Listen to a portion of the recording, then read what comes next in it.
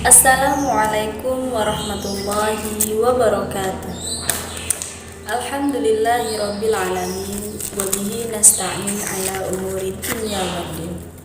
Wassalatu wassalamu ala asyrafil anbiya'i wal mursalin sayyidina wa maulana Muhammadin amma ba'd. Sahabat Fatayat di seluruh Nusantara yang saya banggakan, puji syukur kehadirat Allah Subhanahu wa Ta'ala, karena atas berkat limpahan rahmatnya lah kita semua dapat menjalankan ibadah puasa di bulan Ramadan ini, di bulan yang penuh berkah ini dengan keadaan sehat walafiat tanpa ada halangan suatu apapun.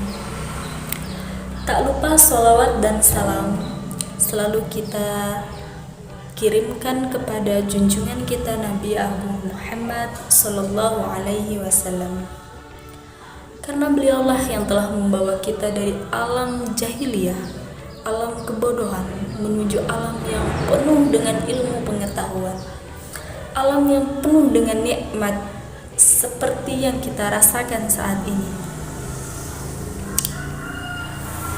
Sahabat Fatayat, seperti kita ketahui, ikhlas adalah beribadah hanya dengan niat untuk mendapatkan pahala dan ridho dari Allah.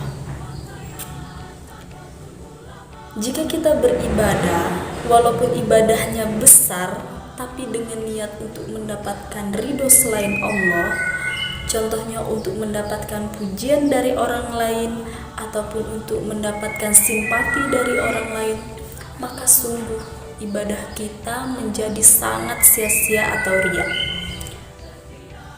Dan sahabat Fatayat tahu bahwa riya adalah perbuatan dosa.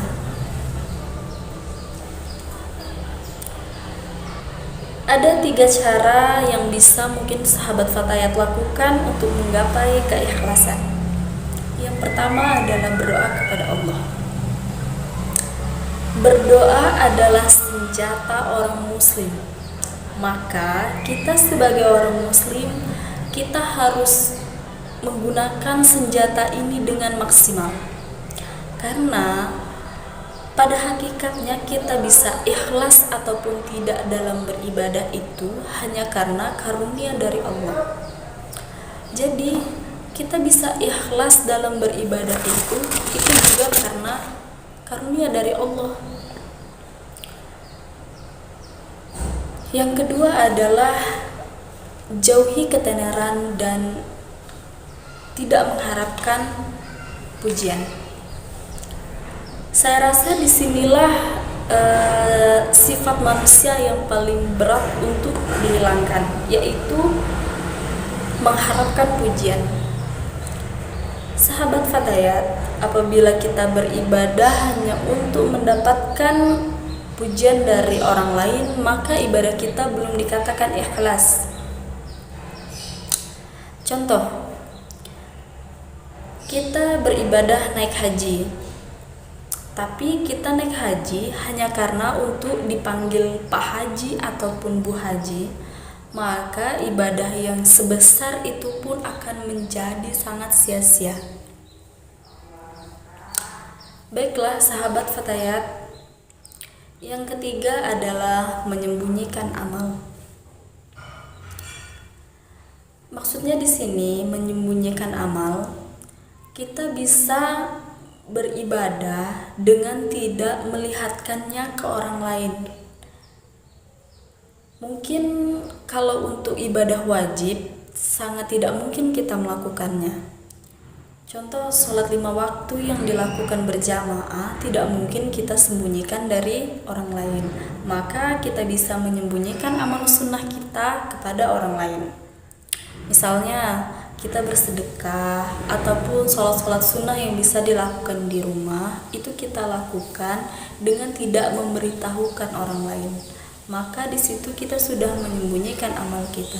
Dan insya Allah ibadah yang kita lakukan itu dilakukan dengan ikhlas, agar kita tidak menjadi riya ataupun agar kita tidak membuat ibadah itu untuk dipuji orang lain.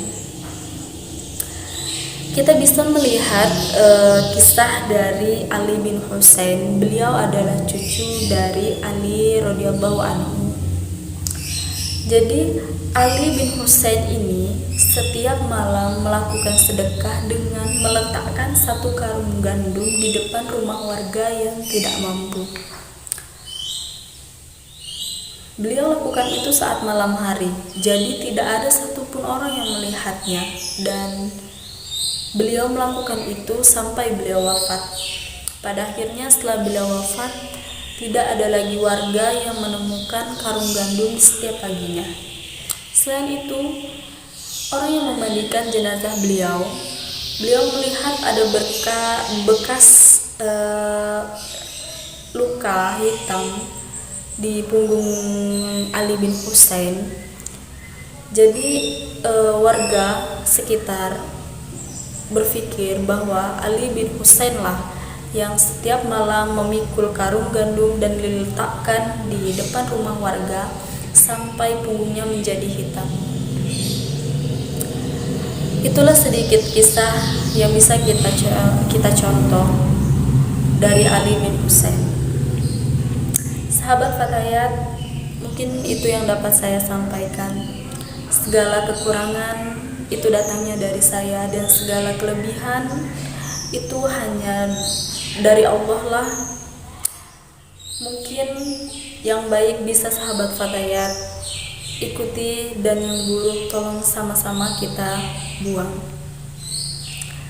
Akhir kata saya akhiri, wabillahi taufiq wal hidayah waridha wal inayah. Wassalamualaikum warahmatullahi wabarakatuh.